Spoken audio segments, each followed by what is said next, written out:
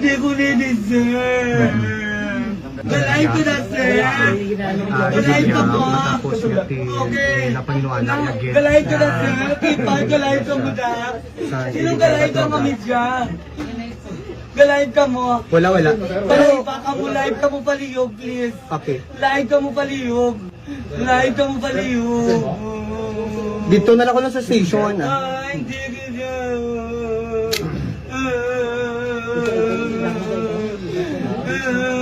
Yung kwa sa lalaki ito ang kulinta sa gimbakasang followers. Pakakipay, gumalit sa pagbalang grasa niya mga sa isang illegal na droga ang nakuha diri sa may barangay 10, Bacolod Des. Hindi ko Hindi ko na-deserve. Wala mo pa ko sa mga utang. Ang tanan ko magamit utang. Hindi ko na-deserve. Hindi na siya nakakipay. Wala pa ka balo, Bibing, ang pamilya ta, Bibing.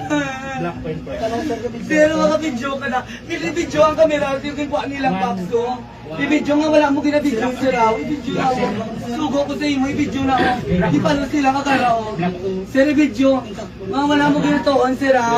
Ibidyo, sir. O gingo wasak nila, kakala pag sir. Pagsulod nila, na ang katulog lang kami, sir. Gulpi lang kami nila, bisigalan. Ang among susitid.